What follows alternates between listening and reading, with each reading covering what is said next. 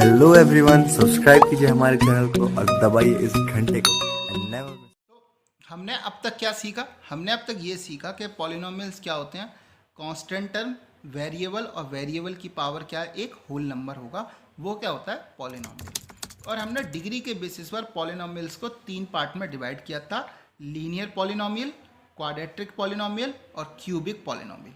ठीक है, डिग्री के बारे में देखा था, highest power of variable in polynomials, मतलब वेरिएबल की जो हाईएस्ट पावर होती है उसे डिग्री बोलते हैं। उसके बेसिस पर लीनियर, क्वाड्रेटिक और क्यूबिक पॉलिनोमियल में हमने डिवाइड किया था, और हमने इनकी जर्नल फॉर्म भी देखी थी, a x plus b where a is not equal to zero, a x square plus b x plus c where a is not equal to zero, और a x cube plus b x plus c x plus d where a is not equal to zero. ये इसकी journal form हमने पढ़ी थी।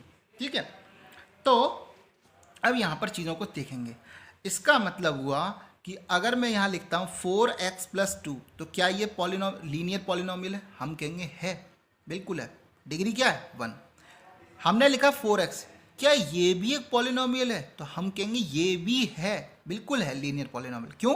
क्योंकि यहाँ पर power कितनी है? 1। और यहाँ पर पावर 1 होती है, वहाँ पर क्या होता है, उसे क्या बोलते हैं? लीनियर पॉलिनोमियल बोलते हैं। ठीक है, समझ में आ रहा है? इसी तरीके से क्वाड्रेटिक पॉलिनोमियल क्या होता है? क्वाड्रेटिक पॉलिनोमियल होता है 4x square plus 3x plus 2। क्योंकि जनरल फॉर्म ये थी, यहाँ पर पावर क्या है, हाईएस्ट पावर क्या है, 2, तो ये क्वाड्रेटिक हो गया। तो क्या 4x स्क्वायर ये भी एक क्वाड्रेटिक पॉलिनोमियल होगा? बिल्कुल होगा। पावर कितनी है? 2, तो क्वाड्रेटिक हो गया। एक्स स्क्वायर, क्या ये भी क्वाड्रेटिक पॉलिनोमियल होगा? बिल्कुल होगा। क्यों? एक्स स्क्वायर का मतलब क्या होता है? 1x square. Constant term, variable, variable की पावर होल नंबर, और होल नंबर क्या है? 2, और जहाँ पर डिग्री 2 है वो क्वाड्रेटिक पॉलिनोमियल होता है। एक्स स्क्वायर प्लस 2 ये भी क्वाड्रेटिक पॉलिनोमियल है। 4x स्क्वायर प्लस 3 ये भी क्वाड्रेटिक पॉलिनोमियल है। आया बात समझ में? अच्छे से, बहुत अच्छे से चीज़ें समझ में आ रही होंगी। इसके बाद क्यूबिक पॉलिनोमियल, तो क्यूबिक पॉलिनोमियल क्या होता है? 4x cube plus 3x square plus 2x plus 1। ठीक है, और ये इसकी जनरल फॉर्म है, यहाँ पर पावर क्या है? हाईएस्ट पावर 3, तो ये एक क्यूबिक पॉलिनोमियल है। अगर मैं लिखता 4x क्यूब प्लस 2x, तो ये भी क्या होता है? क्यूबिक पॉलिनोमियल है। क्यों? यहाँ पर हाईएस्ट पावर क्या? 3, तो ये भी क्या? एक क्यूबिक पॉलिनोमियल है। यहाँ तक की बात समझ में आ गई? आई थिंक, मुझे कोई नहीं लगता कोई भी डाउट आपको होगा। ठीक है, अब आगे चलते हैं। अब आपने 9th क्लास में एक टॉपिक और पढ़ा होगा जिसे हम बोलते हैं वैल्यू ऑफ पॉलिनोमियल। क्या बोलते हैं? Value of polynomial. Value of polynomial क्या होता है कि वहाँ पर वेरिएबल की पावर, वेरिएबल की ऐसी वैल्यू रखो जिससे उस पॉलिनोमियल की जो वैल्यू निकल के आते है वो होता है वैल्यू ऑफ पॉलिनोमियल। जैसे एग्जांपल से समझते हैं, पी एक्स आपको दे रखा 4x प्लस 1। अब इसकी अगर मुझे वैल्यू निकालनी है when x is equal to 1, अगर मैं x की वैल्यू 1 रखना चाहूँ तो x की वैल्यू 1 रखूँगा, तो x के ऊपर कहा p1 is equal to 4 multiply 1 plus 3, तो 4 1 जा 4 प्लस 3 कितना हो गया? 7। तो इस पॉलिनोमियल की वैल्यू अगर मैंने x इज इक्वल टू 1 रखा तो कितना आ गया? 7। यही होता है वैल्यू ऑफ पॉलिनोमियल। आपने ये क्वेश्चंस भी क्लास 9th में जो है एक्सरसाइज 2.1 में और 2.2 में आपने ऐसे क्वेश्चंस बहुत सारे किए होंगे। अगर नहीं किए हैं तो कोई दिक्कत नहीं है, मैं बहुत बेसिक से इन चीज़ों को लेते हुए चल रहा हूँ, लेकिन फिर भी आप इन चीज़ों को चाहो तो अपनी 9th क्लास की बुक से अपने आप को रिवाइज भी कर सकते हो। ठीक है, अगला हमने देखा था zeros of polynomial. Zeros of polynomial क्या होता है? तो आपको याद होगा, मैंने वहाँ पे आपको समझाया, जो मुझसे पढ़ चुके हैं या मेरी वीडियो जिन्होंने 9th क्लास में देखी होगी, ठीक है, वो देखेंगे। जीरो ऑफ पॉलिनोमियल का क्या मतलब होता है? यहाँ पी एक्स क्या दे रखा है? 4x plus 3। सपोज करो एक अलजेब्रिक एक्सप्रेशन, एक पॉलिनोमियल दे रखा 4x प्लस 3। अगर यहाँ पर अब जीरोस क्या होता है कि यहाँ पर x की ऐसी वैल्यू पुट कर दूँ कि इस पॉलिनोमियल की वैल्यू अगर 0 हो जाए तो वो क्या होता है? जीरोज ऑफ पॉलिनोमियल होता है। ठीक है, क्या मतलब बोला गया? मैंने बोला यहाँ पर देखो, value of x at which given P x will become 0, मतलब x की ऐसी वैल्यू को पुट करो जिससे पी एक्स की वैल्यू क्या हो जाए? 0 हो जाओ, कॉल्ड जीरो ऑफ पॉलिनोमियल। तो वो क्या कहलाता है? जीरो ऑफ द पॉलिनोमियल कहलाता है। ठीक है। और जीरो निकालने का क्या तरीका होता है, कैसे वैल्यू जीरोस की वैल्यू निकालते हैं, तो वो देखो 4x + 3 = 0। इसको क्या करो, ये px की जो वैल्यू दे रखी है इसको जीरो के इक्वल कर दो। 4x + 3 = 0, 4x क्या हो जाएगा, यहाँ जाएगा -3, x = -3/4। तो ये x की ये वैल्यू जो है -3/4, ये इस पॉलिनोमियल के लिए क्या है, जीरोस है। क्यों, क्योंकि अगर ये वैल्यू आप इसमें पुट करोगे तो इसकी px की वैल्यू जीरो निकल के आ जाएगी। ठीक है, चेक कर लेते हैं। देखो 4x की पे क्या रखना है, -3/4 + 3। तो देखो 4 से 4 कैंसिल आउट हो गया, तो क्या बचा, -3 + 3 = आंसर कितना हो गया, 0। तो x की वैल्यू अगर -3/4 मैंने पुट कर दिया तो इस px की वैल्यू कितनी होगी, 0। यानी कि ये वैल्यू इसके लिए क्या कहलाएगी, जीरोस कहलाएगी। ठीक है, तो जीरोस क्या होता है और जीरोस कैसे निकालते हैं, ये दोनों चीज़ें मैं यहाँ पर चीज़ें समझा चुका हूँ। आई थिंक सब चीज़ अच्छे से समझ में आ रही होगी, ऐसा नहीं लग रहा होगा कोई भी चीज़ आपको डाउट लग रही होगी। ठीक है, अब आगे चलते हैं। Geometric meaning of the zeros of a polynomial, के geometric meaning of zeros of a polynomial क्या होता है। ठीक है, यानी कि जीरोस का क्या कोई जियोमेट्रिक मीनिंग भी होता है, बहुत ही इंपॉर्टेंट चीज़ है। इसी के बेस पर आप एक्सरसाइज 2.1 करोगे, बिल्कुल ध्यान से समझना है, आपको अच्छे से समझाऊंगा, बहुत धीरे धीरे समझाऊंगा।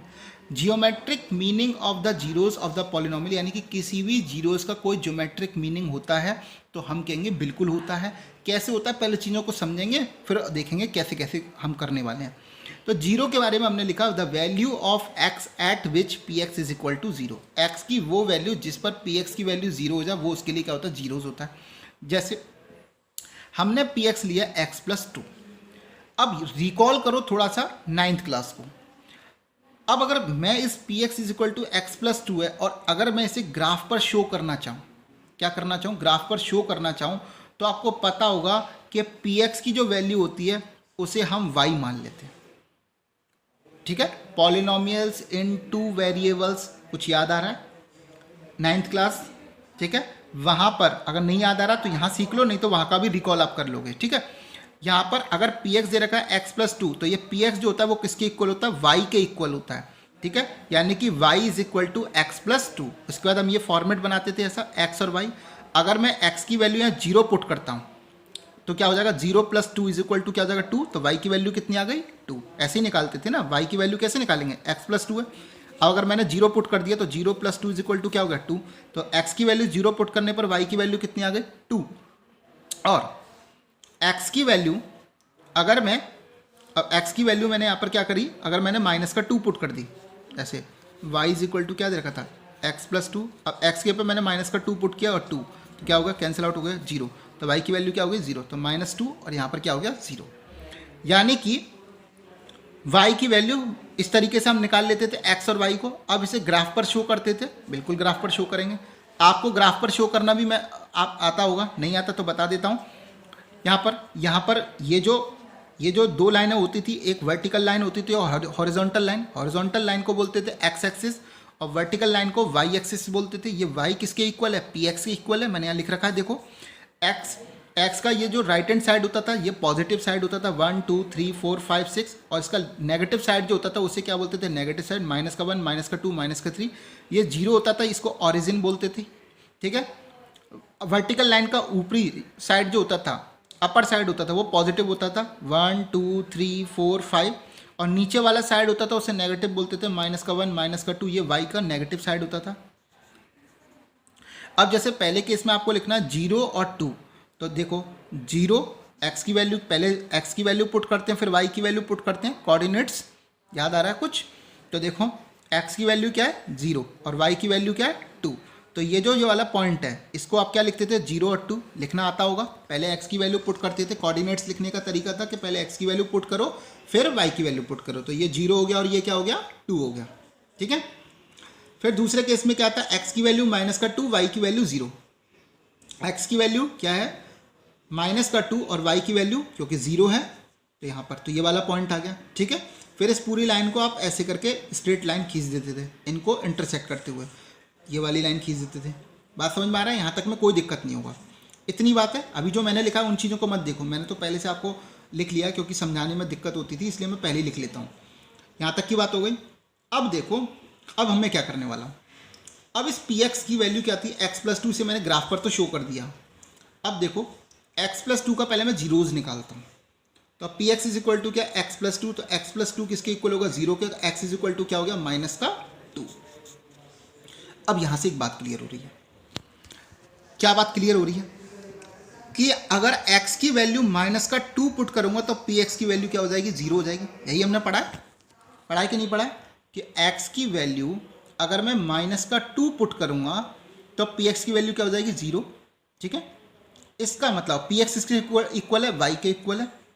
अब यहाँ पर देखो, यहाँ पर माइनस टू है और जीरो है, तो यानी कि ये जीरोज हमें क्या बताता है, जीरोज हमें ये बताता है, इस तरीके से निकालने से हमें जीरोज क्या बता रहा है, या ग्राफ पर भी शो करने पर जीरोज हमें क्या बताएगा कि ये वाली जो वैल्यू है माइनस का टू और जीरो, ये क्या होगा, जीरो ऑफ द पॉलिनोमियल होगा कि नहीं होगा।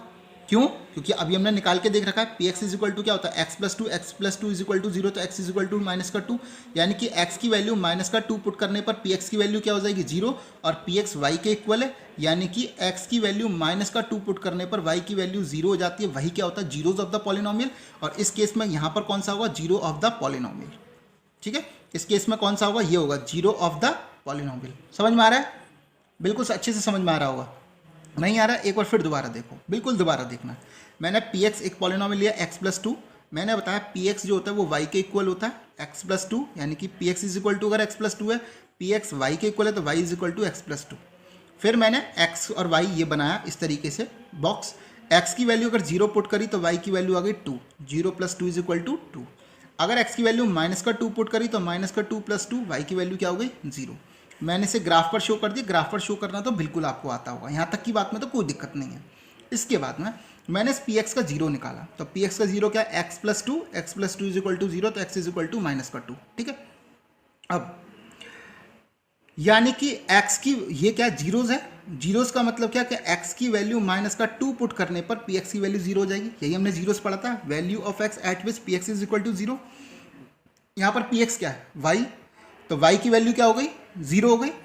ठीक है, तो यहाँ पर y की वैल्यू जीरो कहाँ पर है, इस वाले पॉइंट पर, ये क्या होगा, जीरो ऑफ द पॉलिनोमियल। यहाँ तक की बात समझ में आई। इसका मतलब हमें यहाँ से एक कॉन्क्लूजन और निकल गया, और वो कॉन्क्लूजन क्या था, वो ये कॉन्क्लूजन था कि x की वैल्यू पुट करने पर y की वैल्यू जीरो कब हो सकती है, जब ही हो सकती है जब वो x एक्सिस पर हो, जब वो क्या हो, x एक्सिस पर हो। x एक्सिस पर जो वैल्यू होगी वहां पर क्या होगी, y की वैल्यू जीरो होती है, देख लो जीरो है ना। इसका मतलब अगर कोई लाइन x एक्सिस को इंटरसेक्ट करेगी तो वो क्या बताएगी, जीरो ऑफ द पॉलिनोमियल को बताएगी। ठीक है, मैंने कहा x की वैल्यू पुट करने पर पी एक्स की वैल्यू जीरो होना, यानी कि पी एक्स मतलब y की वैल्यू जीरो होना। y की वैल्यू जीरो कब हो सकती है, जब वो वैल्यू x एक्सिस पर हो, और x एक्सिस पर होगी। ठीक है, तो अगर आपके को कोई ग्राफ दे रखा है तो आप ग्राफ को देखते ही बता दोगे कि यहाँ पर जो जीरोज हैं वो एक है, दो है। वो कैसे पता लगेगा, कि वो तब पता लगेगा कि जब वो लाइन कितनी बार उसको इंटरसेक्ट कर रही है। जैसे यहाँ पर x जीरो क्या आपका एक ही है ना, माइनस का टू, क्योंकि इस लाइन ने x एक्सिस को कितनी बार इंटरसेक्ट किया, सिर्फ और सिर्फ एक ही बार इंटरसेक्ट किया है। बात समझ में आ रहा है कि नहीं आ रहा। यानी कि कोई भी लाइन अगर x एक्सिस को जितनी बार इंटरसेक्ट करेगी उतनी ही बार क्या होगा, वो उतना ही उसके जीरोज होंगे। यहाँ पर एक ही जीरो था तो इस लाइन ने उसे एक ही बार इंटरसेक्ट किया है। बात समझ में आ गया, यहाँ तक की बात में आपको कोई भी डाउट नहीं है। ठीक है, एक बार फिर बता देता हूँ, दो बातें बताया। जीरोज वही हो सकता है जब y की वैल्यू जीरो हो, और ऐसा तभी होगा जब x एक्सिस पर वो वैल्यू पुट हो। दूसरा, ग्राफ को देखकर तभी आप बता सकते हो कि कितने जीरोज हैं, जब कोई भी लाइन x एक्सिस को कितनी बार इंटरसेक्ट कर रही है। अगर एक बार इंटरसेक्ट किया तो इसका जीरोज क्या है, एक है, क्योंकि यहाँ पर इस क्वेश्चन में एक ही जीरो था तो एक ही बार इसने इंटरसेक्ट किया है। यहाँ तक की बात आपको समझ में आ गई होगी। ठीक है, यहाँ तक की बात समझ में आया। तो जीरो ऑफ पी एक्स का ज्योमेट्रिक मीनिंग क्या होता है, x coordinate of point eight which graph of P x intersect x axis. मतलब एक्स के वो coordinates, x coordinate of points at विच, जिस पर graph of P x intersect x axis, यानी कि पी एक्स का जो ग्राफ है वो इंटरसेक्ट करेगा अगर एक्स एक्सिस को, तो उसी को क्या बोलते हैं, जीरो ऑफ पी एक्स बोलते हैं। हम इसके पीछे यही चीज़ देख सकें। दूसरी बात है कि number of zeros of P x के जीरोस का जो नंबर होगा कि कितने नंबर होंगे वो तो उसी पर डिपेंड करेगा। मैं पहले ही बता चुका हूँ कि number of points at which graph of P x intersect x axis, कि मतलब जितने बार एक्स एक्सिस को इंटरसेक्ट करेंगे उतने ही बार जो होगा वो क्या होगा, जीरो, उतने ही जीरोज ऑफ द पॉलिनोमियल होंगे। अगर ग्राफ को एक बार इंटरसेक्ट कर रहा है तो एक जीरोज होगा, दो बार इंटरसेक्ट कर रहा है तो दो जीरो होगा, तीन बार इंटरसेक्ट कर रहा है तो तीन जीरो होगा। ठीक है, आगे चलते हैं। अब यहाँ पर देखो, जैसे आपने लीनियर पॉलिनोमियल पढ़ा तो लीनियर पॉलिनोमियल में डिग्री कितनी होती है, 1। तो इस केस में जो जीरोज होंगे वो मैक्सिमम कितने हो सकते हैं, 1, और मिनिमम भी कितने हो सकते हैं, 1। लीनियर पॉलिनोमियल के केस में, ये एमसीक्यू टाइप के क्वेश्चन है में बहुत पूछा जाता है, लीनियर पॉलिनोमियल की डिग्री क्या होती है, 1। तो इसके जो जीरो हैं वो मैक्सिमम भी 1 हो सकते हैं और मिनिमम भी 1, यानी कि इसका मतलब हुआ कि लीनियर पॉलिनोमियल में जो जीरोज होता है वो 1 ही हमेशा ही क्या होता है, 1 ही होता है, मतलब एक ही जीरो होगा, एक से ज़्यादा जीरो नहीं होंगे। क्वाड्रेटिक पॉलिनोमियल में क्या होता है, इसकी पावर क्या है, 2। तो जितनी पावर होगी उतने ही उसके जीरोज हो सकते हैं मैक्सिमम इसकी, क्योंकि इसकी पावर कितनी होती है, इसकी डिग्री कितनी होती है, 2 होती है। तो इसके मैक्सिमम कितने जीरोज हो सकते हैं, 2। लेकिन मिनिमम 0 हो सकता है। कीप इन माइंड, मैंने क्या बोला, मिनिमम 0 हो सकते हैं, मतलब हो सकता है कोई भी जीरो ना हो। ठीक है, तो आप कहोगे सर ऐसा कैसे हो सकता है, हम देखेंगे, अभी एग्जाम्पल करेंगे, देखेंगे। क्यूबिक पॉलिनोमियल, इसकी डिग्री क्या होती है, 3 होती है, और 3 होती है, तो इसका मतलब क्या हुआ, इसमें मैक्सिमम कितने जीरोज हो सकते हैं, 3, और मिनिमम कितने हो सकते हैं, मिनिमम हो सकते हैं 0। मतलब हो सकता है कोई भी क्यूबिक पॉलिनोमियल में कोई भी जीरो ना हो। यहाँ तक की बात समझ में आ गई। ठीक है, आपको बहुत अच्छी से चीज़ें समझ में आ रही होंगी। ओके, अब हम करेंगे एक्सरसाइज 2.1। ठीक है, ओके, तो यहाँ तक की बातें ये जो थी ये आपका इंट्रोडक्शन का पार्ट था। प्लीज़ आप कोई पॉलिनोमियल्स का चैप्टर करने से पहले मेरे इंट्रोडक्शन वाले पार्ट को बहुत अच्छे से समझें। वीडियो बड़ी हो जाती है, बच्चों की कमेंट आते हैं कि सर वीडियो थोड़ी छोटी बनाएं। ठीक है, व्हाट्सएप पे भी उनके मैसेज आते हैं, लेकिन आपको समझाना मेरी मेन प्रायोरिटी पर रहता है। अगर वीडियो बड़ी होती है तो उसे हो जाने दो, चीज़ें समझना ज़रूरी है। आपको मैं ऑनलाइन पढ़ाऊँ, उसमें चीज़ें समझ में ना आए तो फिर ऑनलाइन पढ़ाने का क्या फ़ायदा। ठीक है, ऑफलाइन में तो बच्चे क्या होते हैं, सामने बैठे होते हैं, आपसे हमसे कोई भी चीज़ पूछ सकते हैं। ठीक है, लेकिन ऑनलाइन में थोड़ी दिक्कतें आती हैं, इसीलिए मैं बहुत ही अच्छे से समझाता हूँ ताकि आपको कोई भी दिक्कत ना आए। लेकिन फिर भी अगर आपको दिक्कत आती है तो मेरे को कमेंट सेक्शन में बताएं। मेरे चैनल को सब्सक्राइब करते हुए चलो, बहुत अच्छे से मेहनत करने वाले हैं, बहुत ही मेहनत मैं आपके साथ करने वाला हूँ और आपको भी करनी पड़ेगी। ठीक है, थैंक यू।